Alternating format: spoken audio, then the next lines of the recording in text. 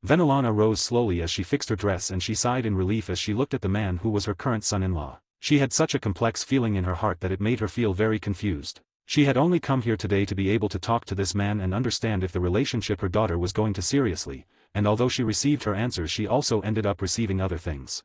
That kiss. That kiss that Yukio had given her was so stimulating and hypnotic for her that even she unconsciously responded to the kiss when he had approached her so intimately and in a dominant way. Yukio, can I know how you managed to get to my room without being stopped by the guards?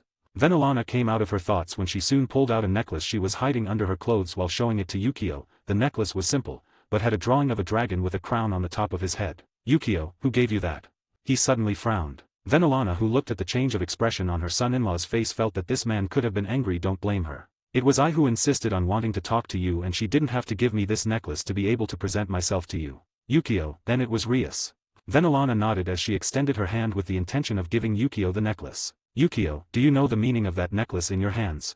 But he asked without even taking the necklace in his hands. Venelana, Rias said that with this he could do what he wanted in the territory of King Fairy. It's a very valuable object, that's why I return it. Yukio, exactly, it is valuable. But do you really know what its true purpose is?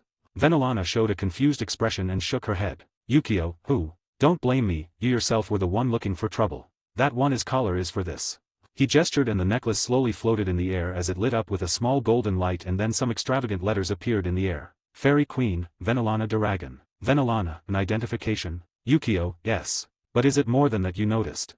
Venelana looked at the text when her expression became stunned when she realized that her name bore the surname, Dragon. Not only that, was she a fairy queen? Venelana, wait. This necklace is? Yukio, yes, it is the way in which everyone knows that you are my wife. Possibly this news already had to be watered among the fairy guards, which will soon notify all the guests. Venelana went pale at once. How was that possible? She had not thought that things would happen this way. She got up and took Yukio from his shirt. You have to do something, this is not right.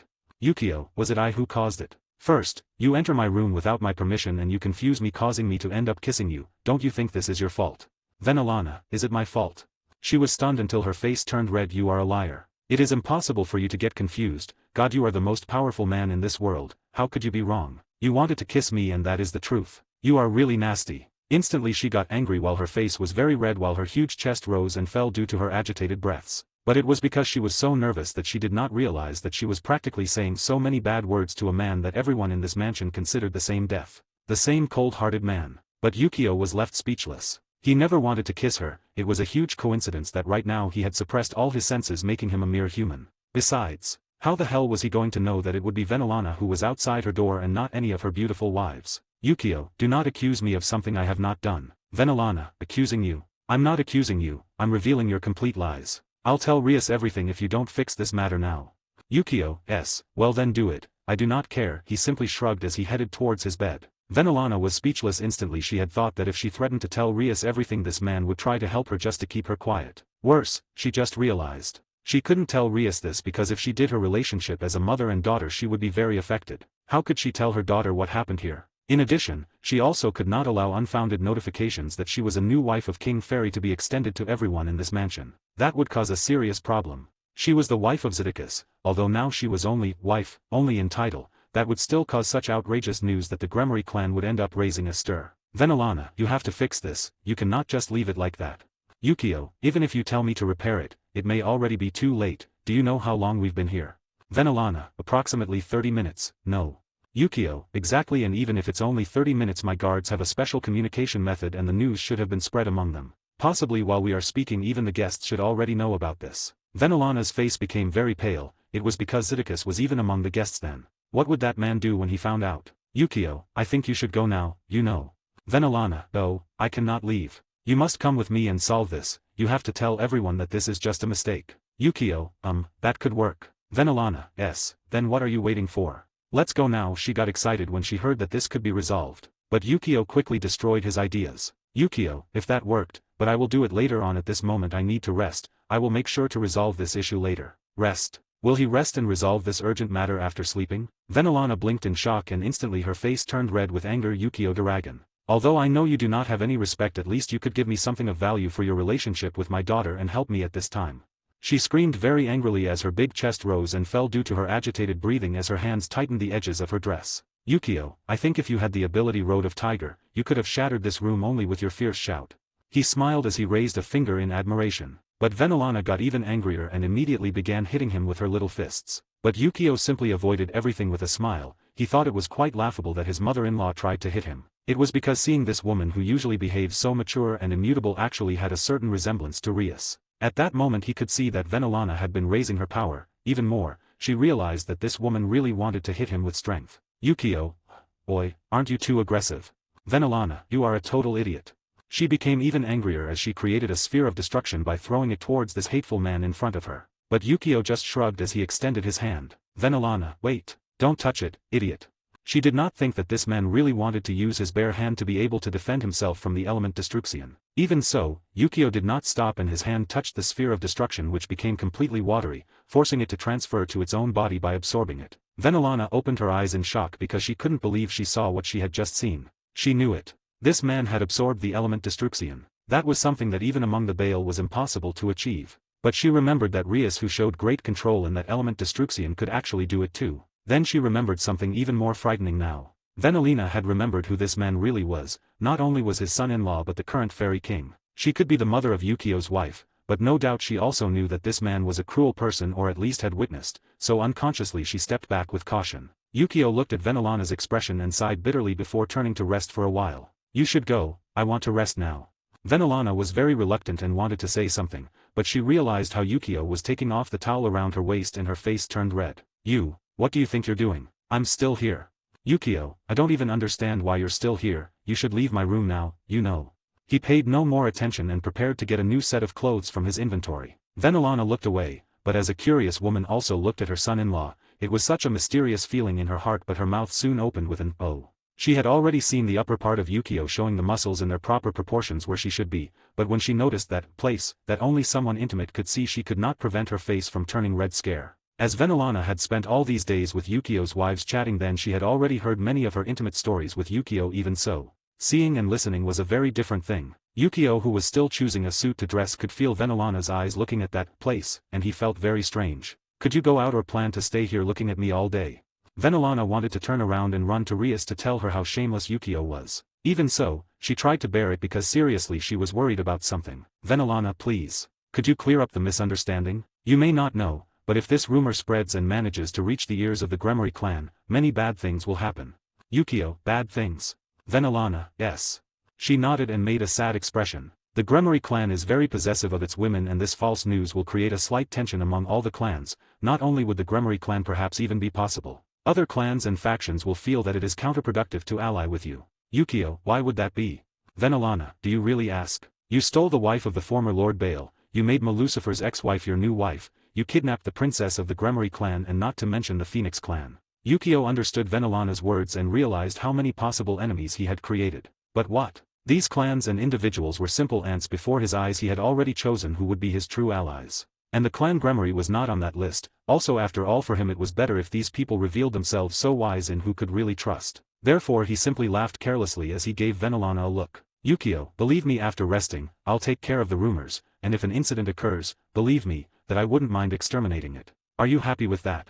Yukio's distracted and confident response made Venelana feel a heartbeat when she remembered how dominant this man was. The strong and dominant man who was the fairy king. The king of a whole dimension by himself, and not counting that he was a true god of the vast dimensions. Although she was somewhat scared, only by Yukio's confident look she managed to calm down and couldn't help but nod and keep a slight pink glow on her cheeks. She knew it, she could not convince this dominant man, so she turned around and took a few short steps towards the door of the room. But just when he did that, he heard a sound from behind and turned around to realize how Yukio had fallen on one knee while breathing something agitated. Venelana was very confused, but noticing the expression of pain on Yukio's face also felt somewhat agitated. Instantly she moved to his side trying to see if there was someone to attack him, but she couldn't feel any presence. Venelana, Yukio.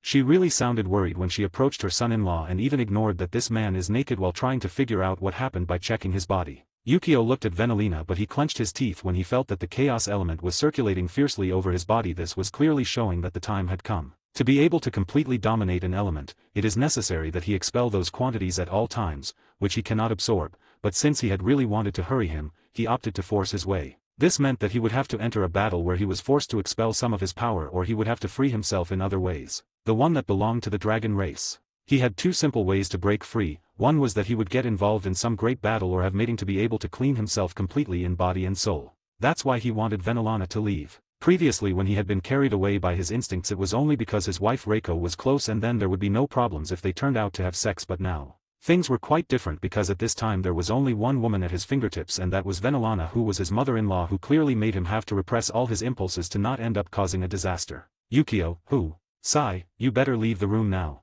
Venelana, what? She was stunned because this man was asking her to leave, but she could clearly see Yukio's frown indicating that she was feeling pain, so she knew she couldn't leave it like that. Impossible, I won't leave now while you're in this state. What do you have? What's wrong with your body? Yukio, it's nothing, just leave now and call some of my wives. Venelana listened to the words mentioned by this man and frowned because she could feel that Yukio's body was expelling strange energy similar to the one she had felt when the transcendence she had previously witnessed was being made. Yukio, didn't you hear? Go now and call my wife.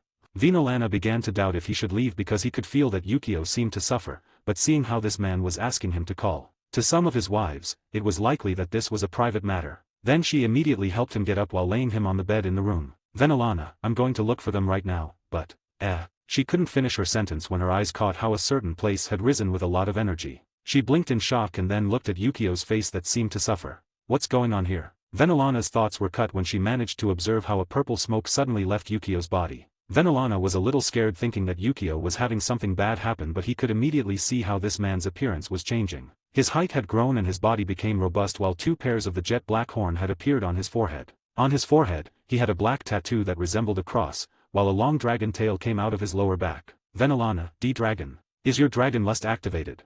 She, as a connoisseur of the dragons, knew what was happening right now. Without hesitation, she decided to go for one of Yukio's wives, but even before she could run, a large hand held her by her forearm, causing her to be scared. Venelana, wait, I don't. She said something, but it was too late when she was in bed while Yukio was on top of her as if everything was happening again. Yukio, why didn't you leave now? Venelana, I tried, but you didn't leave me. She was twisting while feeling that this man's body was sticking to his very intimately. This caused both of them to look at each other while Yukio tried to suppress his impulses and then loosened the strength of his grip. Yukio, go now. Venelana nodded and was about to get up but met Yukio's eyes. Then she looked at the door and without thinking again she lay back on the bed while staring at Yukio. Yukio, what are you doing? Go now. Venelana, oh. Yukio, what? Venelana, I will not leave. Yukio, if you don't leave now. Venelana, I know. I have seen many reports about dragons and I know what will happen now. I also know the consequences if the dragon tries to stay. Yukio, the consequences don't matter. You should get out of here or I won't be able to resist anymore. Venelana, if I leave you, you will suffer even more. Yukio, if you don't leave now, then, you will be the one who suffers. In addition to all your stupid old fight will come apart if you really become my wife. Venelana looked away, she knew was being contradictory. She had been trying to make this man try to deny the rumors, but here she was trying to practically open her legs to him. But Venelana knew that this man was suffering, and for only her eyes that seemed to lose focus in every second, she knew very clearly. This man was repressing so much that it could even affect his own body. How many men would be willing to do that? Risking themselves and losing their own power just to avoid hurting another person. She didn't know if it was for the consideration of this man, but she couldn't help feeling very complex by noticing how Yukio was repressing so much not to rape her. In this world where power had the last word, it wouldn't be weird if she who was raped by King Fairy simply couldn't complain, much less seek revenge. But here was the most powerful man in the world, repressing himself to the point that he could even damage his power so as not to dirty her. Very complex feelings invaded her. This dominant and at the same time an affectionate man who cares about others. Wasn't it exactly how she always wanted her to be, her dream boyfriend? Her charming prince and her faithful husband. She had only seen Yukio twice in her life. There was no love. But she felt she wanted to be with this man. She didn't know if it was the desire or to feel satisfied herself. But since she had heard so much about Yukio from her wives, she couldn't help feeling very envious because they were all happy while she had to live a life full of anguish. Not that she was a whore. Her marriage broke over many years ago since Sidicus had forgotten her and always spent her time with the members of her harem. She was only wife of the Gremory clan simply by holding a title. But she never got to receive love and has never told anyone, not even her children know about this because she is sorry to tell them. Venelana always felt that her sexual attractiveness had evaporated since Sidicus had forgotten her, so she simply decided to remain calm and take care of her children while suppressing her pain and anguish for herself. But noticing the remarkable desire this man was feeling for her and the way this man treats his wives so affectionately, she couldn't help it. She didn't care what they called her. She didn't care if they said they called her a slut or an adulteress, but she also wanted to be happy. She wanted this man in her life. The consequences of his actions? Didn't Yukio himself say that he would take care of them himself? With that in mind, she decided not to hold back while she was determined now. Venelana hugged Yukio's neck while showing a determined look. No. I don't care, as long as it's you who does it.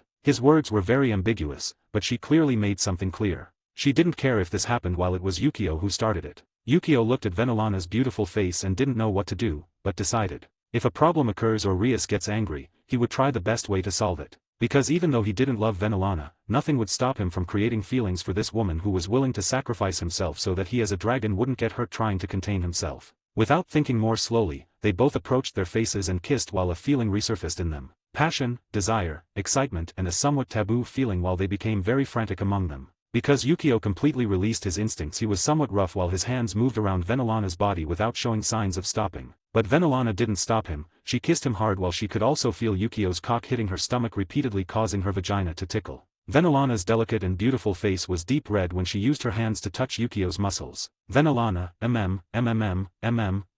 ah.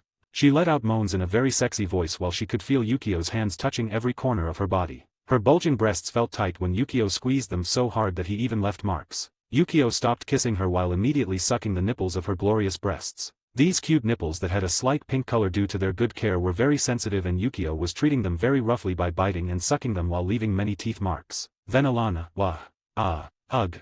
She let out a groan when Yukio managed to bite her right nipple very loudly. Even so, despite the pain, she took Yukio's head and buried her in her breasts as if she wished she wouldn't stop. It was because she felt that she was finally wanted, that she was not just a wife of title and really wanted to satisfy her with something that made her very happy while her face showed a small smile. Venelana's sexy and loud moans were heard in the room while Yukio let go without any sign of stopping. Venelana, ah. Suddenly she felt a hand under her dress and naughty fingers that were touching her vagina under her panties. She bit her lip while she could feel her vaginal lips extend and a finger penetrate her. Venelana, YC. Wah. Yukio moved his fingers very quickly while biting Venelana's nipples, which caused them to blush with several bite marks on their large breasts. Venelana suddenly extended her hands and with all her strength pushed Yukio upside down. Let me do it, she said in a weak voice while looking at Yukio's penis, which was completely erect. She spread her little hands rubbing it and slowly caressing him. Yukio, ugh. Venelana felt satisfied when she heard Yukio's moan and she smiled before opening her small mouth slowly. His fragile lips soon surrounded Yukio's penis, implying that she had put it in his mouth without any doubt. She wanted to satisfy this dominant man and she decided to be the one to fulfill these types of fetishes that men had. Venelana, glups. Sklups. She had her cheeks swollen as her tongue moved on Yukio's penis, which was inside her mouth. Yukio let out pleasant moans because he had not received this treatment from his other wives apart from Seamus and Kurika. Also, this feeling of doing it with her mother-in-law was so immoral and at the same time exciting, was like when a teenager had discovered porn for the first time. Yukio, Venelana. Venelana's hands moved up and down while her mouth also did the same. Plop. It was the sound of Yukio's penis coming out of Venelana's mouth. It was so obscene and lustful at the same time. Venelana, do you like? She asked as she moved her hands rubbing Yukio's penis. Yukio nodded as his dragon's tail fluttered, which caused Venelana to laugh slightly and then immediately put Yukio's penis in his mouth. Venelana, glups. She tensed enormously as she felt like something hard was rubbing in her vagina that was still wearing her wet panties. She soon realized that this was Yukio's tail and her face turned so red thinking about obscene things, but her movements did not stop. Yukio, I'm going. He spoke half-heartedly due to the pleasure he was feeling from Venelana's warm and soft mouth. Venelana accelerated her movements while she could feel Yukio's tail rubbing her vagina hard as if she wanted to break her panties and penetrate her. Many obscene things came to Venelana's mind while she did her best. Venelana, glups. Sklups. Yukio suddenly grabbed Venelana's head and buried her in his crotch. Venelana felt like all of Yukio's penis entered her mouth, but she knew that she would not suffer any harm except a little pain and did not resist. Something liquid and viscose with a strong smell spread in her throat very quickly while Yukio let go. She raised her head. Plop. Venelana, cough. Cough. She coughed twice as her chest rose and fell, recovering her breath, but over her mouth overflowed a drop of something white. Yukio looked at her and was surprised that she actually swallowed his cum. Yukio, you. Venelana. I do not care, she said in a weak voice as she averted her gaze. She clearly was not willing to swallow Yukio's semen, it's just that she had to do it or if it would not be very difficult for her to breathe. But she wasn't really upset, it was because Yukio's semen was really sweet contrary to what she expected. Yukio looked at the beautiful face of Venelana blushing and with agitated breathing, and he smiled and his instincts returned to their normal state, but he was not going to stop. He threw himself on her while he immediately kissed her, their tongues intertwined as Yukio's hands ripped Venelana's dress. On the other hand, Venelana did not feel any discomfort for her broken dress. She even wanted to break it herself so that Yukio could see her nude now. Yukio stopped his kiss and looked at the majestic body of this woman who was his mother-in-law. A voluptuous body with large well-maintained breasts and a flat abdomen, while her hips were small, which made her breasts and ass turgid look so splendid. Her white skin was very beautiful, and her wet vagina that emitted a fragrant smell was worthy of calling her a mature woman. Yukio, do you think I can? Venelana looked away very embarrassed, but she nodded. You can do it. Yukio smiled and raised Venelana's right leg, exposing her beautiful vagina ajar. Yukio's penis touched Venelana's vagina, causing her to feel electricity all over her body. Yukio, once I do, there will be no going back. Venelana, I know. Yukio, when we complete this step, you will be mine. And your clan cannot interfere. Venelana nodded again as she closed her eyes. Yukio, you will be my wife. Venelana, I want to become your wife. They both stared at each other now. They knew once this step was completed there would be no turning back. Venelana had already decided and did not care what they called her. She did not want to feel more distressed because she as a woman also wanted to be happy. It sounded selfish, but she also wanted to live her life, and thinking about it little tears escaped her eyes as she looked directly at this man who would become her husband now. Yukio smiled and cleaned the grimaces that ran down Venelana's face with her fingers. Then I'll make sure to make you completely happy.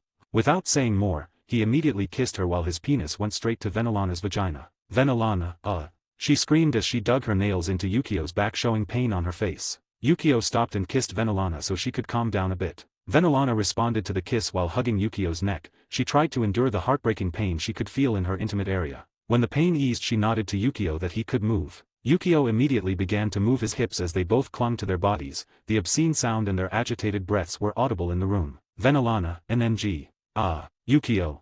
From the beginning, she had not called her son-in-law by name, but now she had stopped holding herself while feeling like Yukio could completely dominate her. She finally understood how women like Misla and Reiko could fall in love with such a young man. Well, today he had discovered it. Venelana's hips moved along with Yukio, following the rhythm, while she could tell how her whole interior tried to squeeze Yukio's cock as if she did not want to let go of him. It has been many years since she had some intimate contact with the opposite sex, so she felt too liberated while her son-in-law was making her feel like a woman again. Venelana, now. Hard. You're being very rude.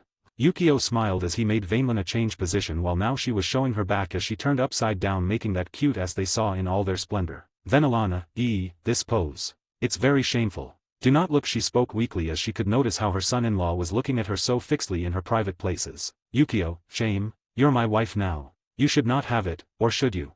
Venelana, no. But saying it and doing it is a different thing, you know.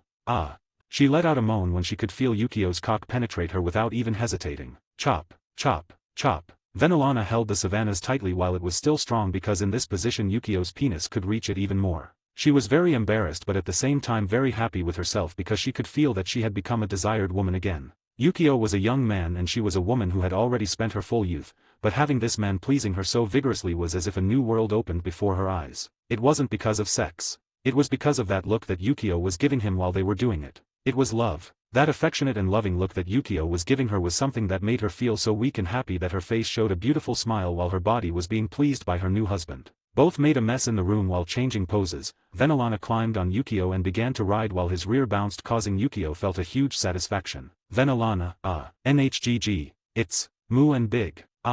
His choppy words and his beautiful expression caused Yukio to smile maliciously when he held her by the hips, pulling her towards him. Venelana, NGHH.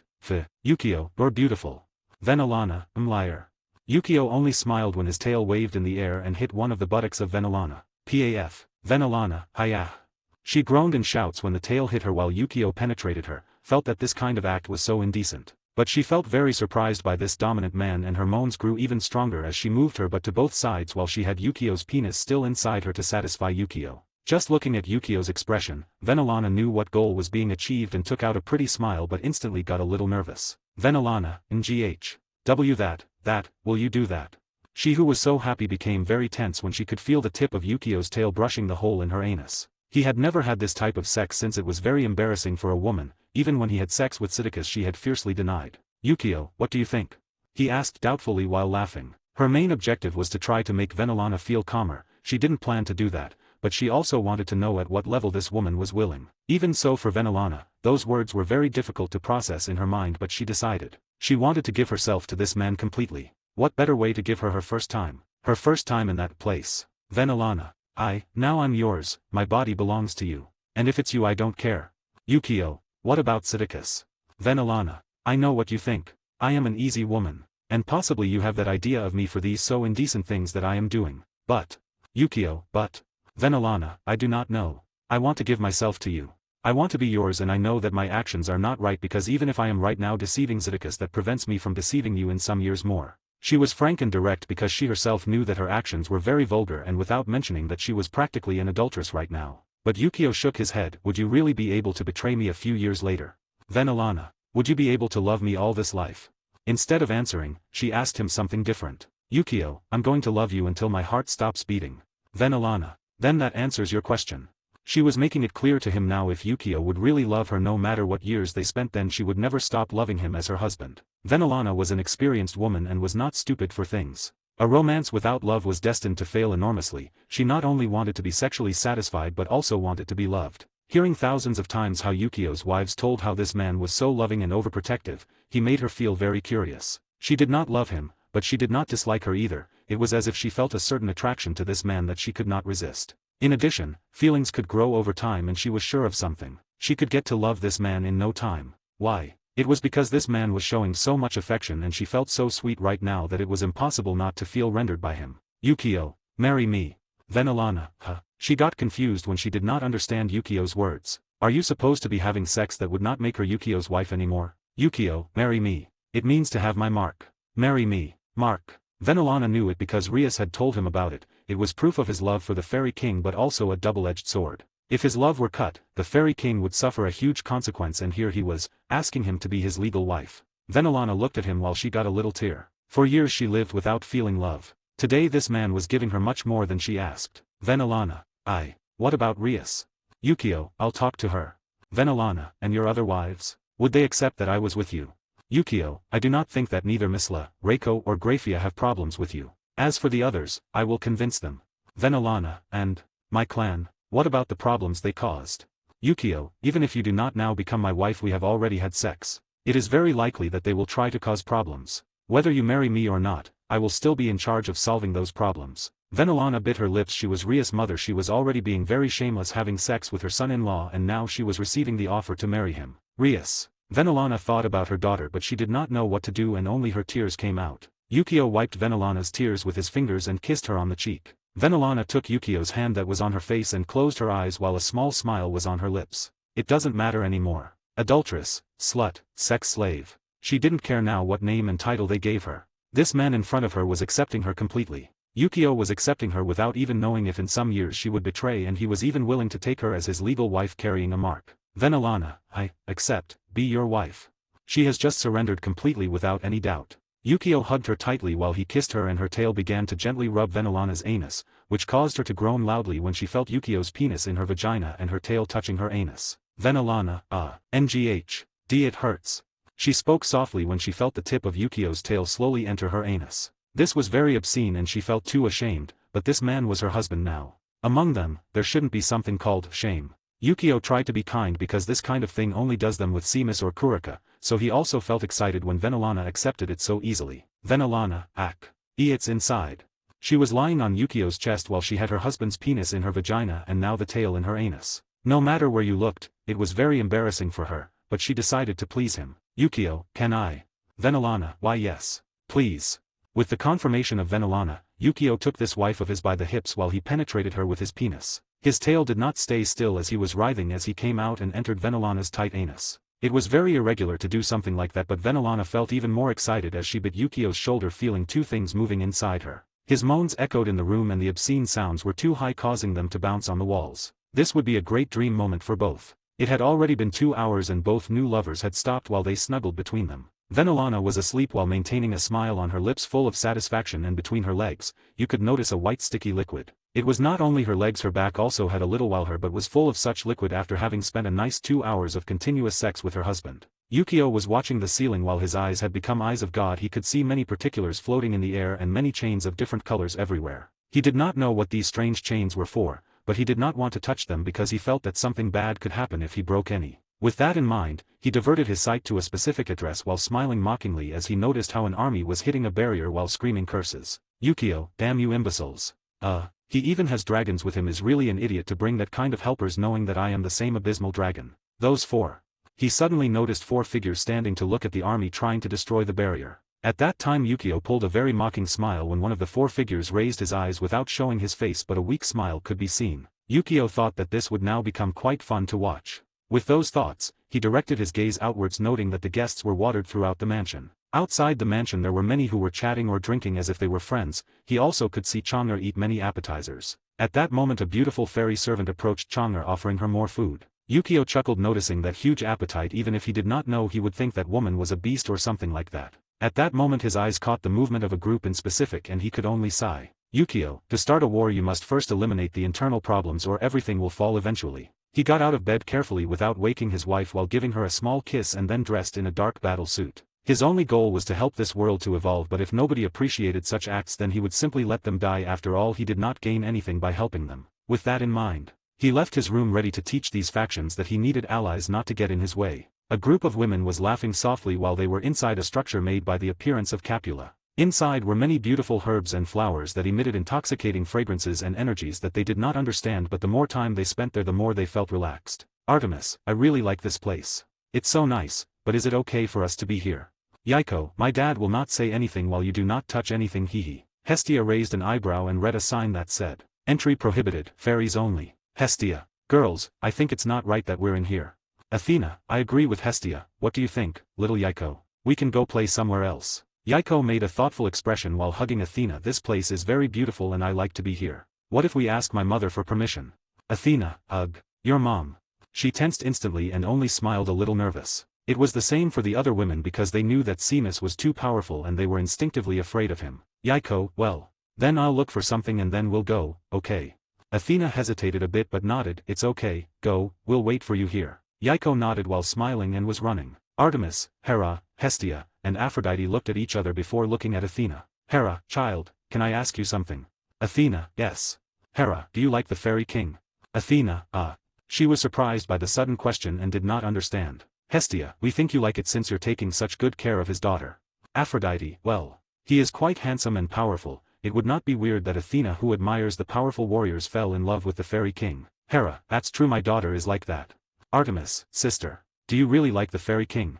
Athena, be well. I admit he is handsome and very strong, but that has nothing to do with it. It's just that I really like Yaiko and that's it. The other women looked at each other and it was as if they understood that Athena was only ashamed. Hera, although I know that your father will be upset because you maintained your purity for many decades, I will encourage you as my daughter. Aphrodite, I will also support you. Hestia, come, I told them. The fairy king has very good genes, and if Athena has her son, how do you think it is?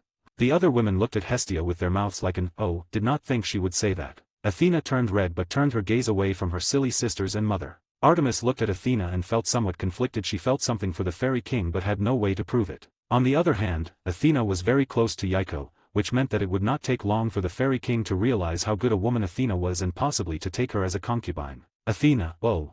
The sudden exclamation of Athena attracted the attention of the other women. Artemis, who was lost in her thoughts, was the same when they now looked at a picture of a painting where there were several people. The painting picture was simple, but there painted a beautiful woman who had long white hair that reached her ankles. Her hair was braided with several golden ribbons. She also had bright golden eyes and pointed ears in addition to pale skin with a body without much chest, but her ass was very turgid. She also wore a golden iron armor while holding a golden halberd in her right hand while placing her left hand on the head of a young teenager about 15 years old. The teenager had jet black hair and golden eyes with fine features along with a white skin, while his body had a few muscles in his body. His clothes were a black battle suit while he held a spear in his hands and smiled triumphantly. Behind these two was a beautiful woman with long red hair that seemed to be on fire, had a small and thin body while holding a hammer in his hands with a smile on his face. The four women looked at the painting carefully while they thought that the three in that painting looked so happy that they felt the need to laugh with them. Athena, where is that place?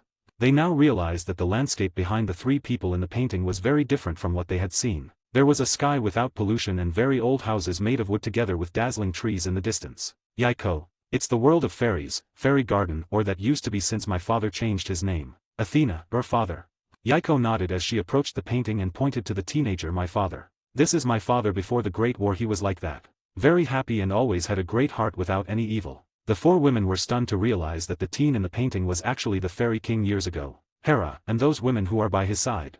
Yaiko, Rose. It's the red-haired woman. She's one of his current wives and the absolute queen fairy. She's a great blacksmith who creates even divine or heavenly weapons. This new discovery put the faces of these four women in shock. Divine weapons? Wait, that they were heavenly weapons. Yaiko, and this woman. She was the guardian of my father. Miley the warrior. Hestia, was it? Yaiko, yes. She died many years ago when I tried to protect my father from an attack. Hera, she died. How did she really die? Yaiko, sorry, my father does not like anyone to talk about that. Athena, why? Yaiko, because he loved that woman, well he still does. Up to this point, everyone realized that the fairy king had suffered the loss of someone he loved years ago. Yaiko also called Great War, then it was possible that that woman Miley died trying to protect him in that war. The atmosphere became heavy because they did not know what to say. Athena, Yaiko, did you get what you were looking for? Yaiko nodded as he extended his hand and a beautiful flower appeared. The flower was red with a little black at its center. Hera, what is that? Hestia, I can feel some kind of energy emanating from it. Yaiko, it's just a flower. Take it, she offered it to Athena. Athena did not know whether to accept it, but looking at the sincere look of Yaiko could only smile and take it while placing it in his hair as if it were an accessory. Yaiko laughed a little and took Athena's hand with the intention that they all leave. Aphrodite chuckled noticing how this little Yaiko was so attached to Athena. They all decided to leave while chatting animatedly. Aphrodite, what's that? She suddenly looked up to notice that something was in the sky and the others also observed. Hera, a bird. Hestia, that seems. Artemis, who had been silent, also looked up, but her expression turned pale. No, that's not it. Athena, it's not a bird. Cover now. Boom. She had barely finished speaking when a sudden attack came from her sides and they were all sent to fly by the explosion while she felt a pain in all their bodies. Yaiko did not feel anything, but the explosion made it fly quite far because of its tiny size. On the other hand, Athena and company quickly took battalion positions, but suddenly a sword came out of nowhere managing to hurt Hera. Hera, arg. She cried out in pain when a large wound appeared on her chest. Athena, mom. She pulled out her golden halberd and shook it hard. Dang. The metal thump sounded when the halberd collided with gigantic white teeth and she raised her eyes to notice her enemy. Hera's wound was not caused by a sword, it was the teeth of the beast Fenrir. Athena, Loki. She knew who her enemy was and moved her halberd swiftly, blocking each attack of Fenrir. Dang, dang, dang. Loki, who was floating in the air, laughed heartily and extended his hand to the group of women. Projectile rain. A huge amount of projectiles fiercely flew at the remaining 3 women. Hera was kneeling because of the intense pain in her chest. Artemis was a woman who was destined for speed and quickly avoided everything. On the other hand, Hestia was a goddess who never participated in any battle and clearly did not even have opportunities to escape. She bit her lips and stood in front of Hera to cover her. Splash, splash, splash. The projectiles hit her back, which made her suffer a great pain while she cried, but even so she did not stop protecting Hera. Artemis, Hestia. She quickly ran towards her, but something got in her way quickly. Pa. She was beaten fiercely when a man appeared before her. Athena, Denisio, what are you doing? Denisio, Kalati, where is the girl? The scream in response, looking for Yaiko, who had disappeared since the explosion. Swoosh. Just then a silhouette appeared on his back. Pa. He did not even have time to react before a kick sent his head flying, leaving his sisters impacted. Yaiko put one foot on the floor while his clothes were all dirty, but his expression was of a huge fury noticing how his friends are injured. Loki felt a shudder but immediately made a gesture with his hand. Yaiko, who was about to jump to help her friend, suddenly felt an intense pain in her head and fell to her knees. She held her head in pain while crying and noticed how a beautiful woman had appeared while pointing her with her right hand. The woman's eyes seemed lifeless, but it certainly caused Yaiko's intense pain. Loki, it really worked. Damn it, Hades, you're so good. Hades, who had been hidden until now, left while holding a sinister smile on his face, thinking that using this woman who has the gift of controlling the dragons is really a good way to use it. Yaiko bit his lips hard and tried to get up, but his strength was breaking while he felt that his own mind was being invaded. Athena, Yaiko, Loki, right now, for this. Hades, do you think you are doing? Hades laughed as he fluttered. What am I doing? I'm trying to make that man respect us properly. His insolence has caused a lot of damage in our world and it's time to make him pay. Hera, Zeus won't forgive you. Hades, Zeus died. The moment he said those words, Zeus's body fell heavily from the air while Aphrodite, Hera, Hestia, and Athena had their eyes shocked. Zeus was impaled by a spear in his heart while his murderer was still there watching them with a smile. Chow chow, it's fun to see their faces, you know. Athena gave a fierce shout instantly as he ran towards Chow chow. Instead, Chow chow shifted his position and threw his spear hard. Dang! The first crash occurred everywhere, while the enormous force caused several cracks to appear beneath them. Dang dang dang. Hera bit her lips with tears in her eyes and extended her hand towards Hestia. Run, you must go now. Hestia, who had huge wounds on his back, just smiled calmly. Even if you tell me that. I cannot. Before he finished speaking, he fell to his knees while the white dress turned red due to the huge amount of blood. Hera hugged her tightly, noting those ugly wounds in Hestia. Splash. Just then a heartbreaking sound was present with them when Hera could see how Hestia's back came out a hand. She looked at her own abdomen, noticing that the same hand had also pierced, and looked back, noticing a silver-haired man smile at them. Euclid Lucifuge, ups. You guys got off your guard a lot and I wanted to take advantage, do not blame me. He pulled his hand out while shaking it with a smile. Hera and Hestia fell collapsed as blood flowed from their bodies. This caused Athena to be distracted when Cao Cao's spear pierced her in her stomach. Athena, arg. Cao Cao, Athena the goddess of war. What a pity you could not even last more than 30 minutes. Athena, T2. You will not get away with yours. Cao Cao, MIAs. Ha ha ha. He laughed hysterically when Athena could notice that Cao Cao's eyes seemed to be somewhat glassy. Mental control. Hades, take the girl. Men in red suits who were from the Gremory clan quickly chained Yaiko head and foot as they covered his mouth with a gag. From beginning to end they had everything planned. At that moment many flashes were present when part of the guards and guests had come to see what was happening. When they noticed the bodies lying on the floor full of blood they were shocked. Possessed, Apollo and the others were stunned when they saw Zeus dead there, but when they watched as Hestia and Hera seemed to be almost in death they became anxious. They also noticed that Athena had a spear stuck in her stomach and her situation was obvious. She was going to die. Fairy guards, delivery Princess Yaiko now. The roar of the guards sounded thunderous as they raised their weapons and spears. Hades frowned but laughed as he grabbed Yaiko by the hair. If you move, I kill her. If you move, I'll kill you. At that moment a mysterious voice came from right in front of Hades. No. 1 no. 2. Damned. Instantly the temperature in the air became enormously heavy when the soil around Hades began to break into pieces. Hades felt that his body was going to break into pieces only with the pressure. NYX and the Jade Emperor who had transcended a few hours ago even felt afraid when they noticed that the two figures around Hades were Yukio and Seamus. Seamus exuded a huge amount of silver smoke with a halo on his head of the same color. On the other hand, Yukio exuded a black smoke with his 3 halos rotating repeatedly while his expression was cold. Hades, if you touch me I will kill her. Hades's hands began to release a corrosive black miasma with the hope of being saved. Pucci. But a thin hand moved extremely fast and when Hades even realized his arm was gone. His arm was now in the air while his eyes were in shock. Pa! A kick came from his back as he shot off toward Cao Cao who could not dodge before they both crashed into each other. Yukio and Seamus quickly took their daughter in their arms while noticing she had no injuries and both parents sighed in relief. They had been watching everything, but they never thought that their daughter would lose this battle. For them it was a complete surprise. Yukio made eye contact with Seamus and she nodded. Then he rose while his pressure grew even stronger. Yukio, I'm going to make it clear today. My neutrality is over today. I'm going to kill you all. Who gets involved will die without any consideration. Boom. From his body, a great gust of air spread throughout the place, which caused many to be sent to fly while he took a step and disappeared. Everyone was stunned because they didn't understand where he was, but everyone heard a thunderous scream in the air. Loki, ahhhhhhhhhh. Bang. Loki's body hit the ground as he tried to get up. Yukio, and with that, you even thought to fight with me without a doubt you are a damn scum. He appeared right in Loki and sent his fist directly against the chest of this god. Bang, bang, bang, bang. Repeated blows sounded when all the guests could see how Loki's body was buried in the ground. Loki, arg. And no. Loki, stop. Please please.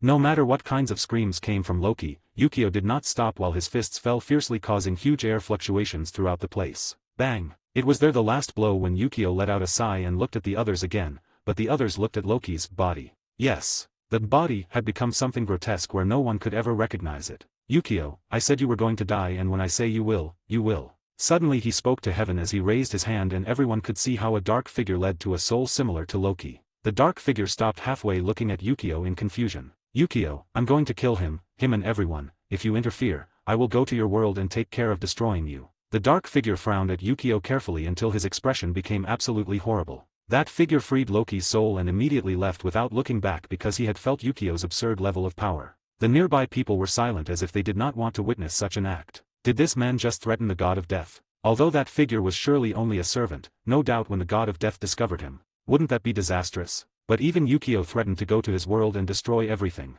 While everyone was thinking about it, Yukio used his eyes of God while absorbing Loki's soul with his hands to make sure he suffered greatly. With that turning his eyes to Cao Cao and Hades looked at him with fear. Cao Cao had already left his mental control and finding himself in this situation made him feel strange, but he understood that it had been used. Yukio instantly teleported in front of the two men and kicked him away from Cao Cao. Then I look at Hades and raise his hand. Hades, and no. Please, it was all a mistake I didn't want. Arg.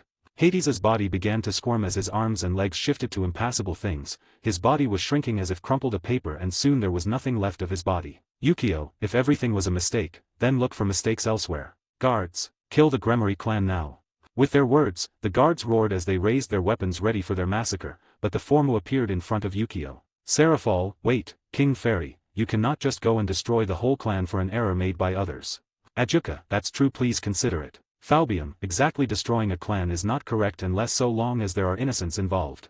Sertsks, you know I support your decisions as your brother-in-law, but destroying the Gremory clan is not something I can let you do. It's my family, please. Yukio, your family. Then the only thing that matters to you is your family but not mine. Sertsks, that's not what I meant. I understand your circumstances but not all of the Gremory clan were involved in this. Yukio, so who, do you think to tell me who they were? Sertsks remained silent and turned his gaze away. Yukio, I thought so. If you don't answer me who they were, then I'm not going to torture myself trying to find out when I can destroy them all at once. Seraphol, King Hada. She did not even care about the situation, immediately went ahead, placing in the middle, please consider it. His wife Rias. It's a Gremory, what would she think of the man who destroyed her clan? Yukio frowned, but it is not as if he could really let this happen. His daughter could have been hurt by these people who did not appreciate her help. So why hold back? Yukio, do you plan to tell me who is to blame then? It was the same question, but Seraphol looked at Sertsks before she nodded. I know who they were and also their motives. Sertsks, Seraphol. Seraphol, no Sertsks. I know it's your family, but will you let your clan die just for him?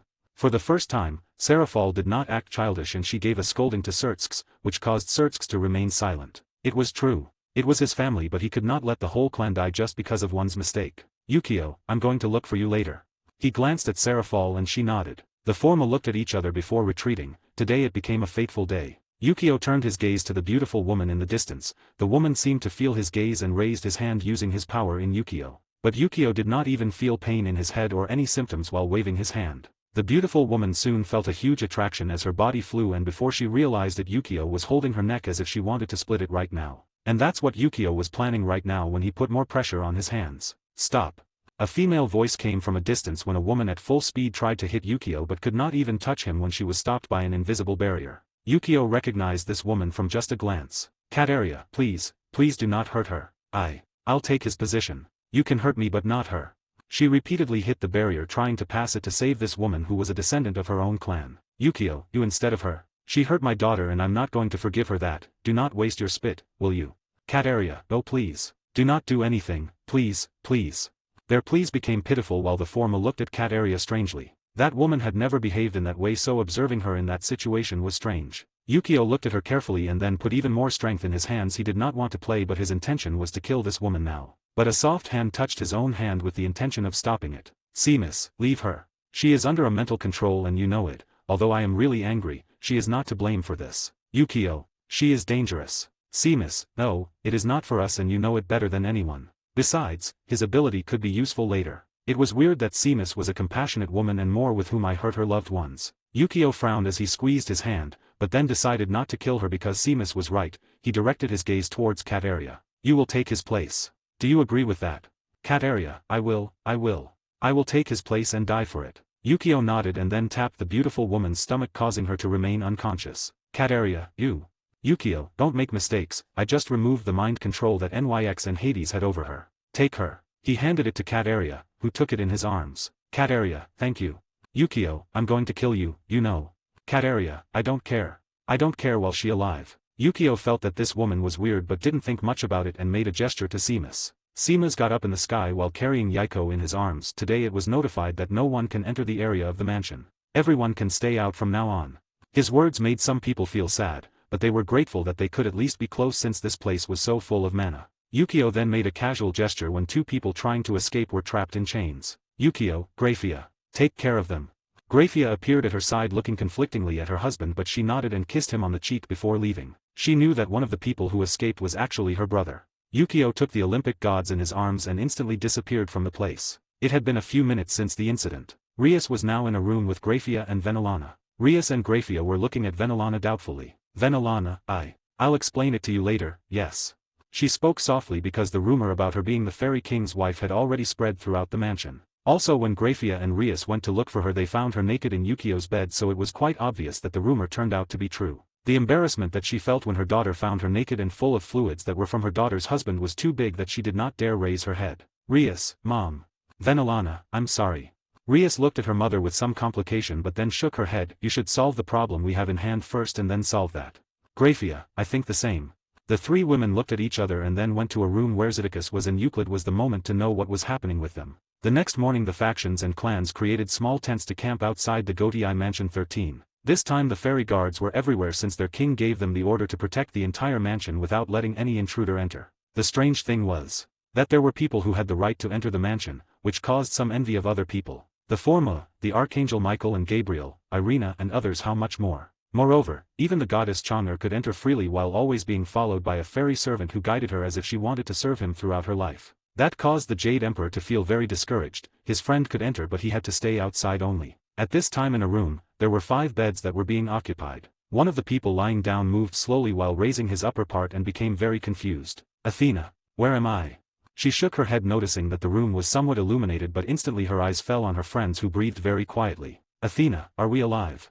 She touched her abdomen and noticed that there was no wound, so she tries to get out of bed. You should stay in bed, I'll take care of you for today. At that moment a voice came from close up and she got too scared when she turned to look at a man who was sitting writing some papers on a desk. Athena, our king fairy. She immediately tried to get up but felt a weight on her legs and became confused. Yukio, call me Yukio. By the way, Yaiko was very worried about you before and she insisted on staying with you. At some point she ends up falling asleep. While Yukio was talking, Athena had already raised the bed sheets, noticing a beautiful little girl sleeping comfortably on her legs, and she let out a small laugh. Yukio got up from the chair while waving his hand and a plate full of food appeared. Athena, King Dash. She stopped a few moments. Why Yukio? What are we doing here? Yukio, after you were wounded I brought you here to heal them. I mainly wanted the guards to take over, but since you are Yaiko's friends I decided to do it myself as a favor to you for taking care of my daughter. Athena smiled thanks to Yukio's words and she slowly caressed Yaiko's hair with affection. That did not go unnoticed by Yukio, who only smiled and took the plate of food, taking it towards Athena. Yukio, you should eat something now. After you eat you have to rest a bit and you'll be better. Athena blushed a little because this behavior of Yukio was very different from what she had seen before. He was so loving and friendly, besides giving her breakfast in bed while she stroked the hair of a little girl. It was like those human stories that she used to read where there were wives who married a very affectionate man. Yukio, is something wrong? Athena, no, thanks. She took the plate of food with a smile while looking at Yukio. Yukio just answered the smile with a nod and was about to say something when the door of the room opened. 2 beautiful women came in dressed in white suits glued to their bodies. Aura. Athena, are you trying to seduce the fairy king even in these circumstances? Athena, who was about to bite a sandwich, tilted her head in confusion. Rasius, Lady Athena. Could you dress? Athena was stupefied and she looked at herself with more clarity and her face became very red. She had been naked, she had not noticed because she was disoriented, but now. Athena went under the blanket with panic, but she was not stupid. This man had seen her naked already. Besides, was not it the fairy king who healed her? Then Yukio had seen every part of her naked. With that in mind, she felt so embarrassed, but Yaiko, who was sleeping, woke up and watched as Athena was awake. Right away she got excited. Yaiko, you're awake. She immediately jumps on Athena, hugging her without even letting her react. Athena was very surprised but immediately hugged Yaiko affectionately. This action caused the sheets to move to reveal those big and beautiful breasts, but Yukio did not pay attention to that. Aura, TSK. Serta. Were his words while he said ignore Athena. Rasius was embarrassed a bit, but she wondered if she should do the same to get the attention of the fairy king. Aura, King Fairy, about what he ordered us to do. Everything is ready. When can we start our plan? Yesterday she had been given the mission to go to a certain place and secure a barrier created by a Seamus spell. Rasius, Master. Are you completely sure of what we are doing? Yukio, you should not worry so much, I'll take care of that. What do you want as a reward? Both looked at each other without understanding what kind of reward they could ask the fairy king. Aura, could you give me some time to think about it? Yukio nodded as he directed his gaze towards Rasius. She was doubting what to ask, but after a while, she also decided that she wanted to think about it. That made Yukio feel that these 2 women thought a lot of things. Just at that moment, his door was opened while a beautiful and very gifted woman entered. Kala Warner. King Fairy. Yukio, is something wrong? Kala Warner nodded and approached Yukio as he placed some papers on the table. Queen Kurika sends these files. They are records of all our soldiers, and I also have news that Griselda is doing a good job as an Imperial Guardian. Yukio, yes, well, that woman is very hardworking and she would surely be checking the queen at every moment to make sure there is no mistake. Kala Warner smiled as he nodded. She became very close to the Guardian Pendragon, so both do their respective tasks among themselves, which causes their activities to be even faster. The other Guardians were training for the next battle. Yukio meditated on it and smiled as he thought that maybe this war would be quite beneficial to himself as to the soldiers of fairies. Aura and Rasius were silent because they wanted to hear about the world of fairies. They had not gone to that site yet and only a few had permission. Kala Warner was one of them. Athena, who is pampering Yaiko, also listened to understand a little more this man called the King Fairy. Kala Warner, who was explaining, noticed that the looks of all these women were on her, obviously knew that they were trying to listen to the conversation, and that did not bother her. What did bother Kalawarner slightly was that Athena was naked, and that made her feel very upset because she felt it was wrong. Yukio, Kalawarner. Kalawarner, oh yes. Excuse me, what did he say? Yukio had noticed that Kalawarner pursed his lips when he looked at Athena, and he laughed a little because he knew the feelings that this woman had towards him. Also, Yukio also felt love for her, so she hugged Kalawarner's slim waist and made her sit on his lap. Kalawarner, our king fairy. Yukio, I think that would be more convenient than standing there, right?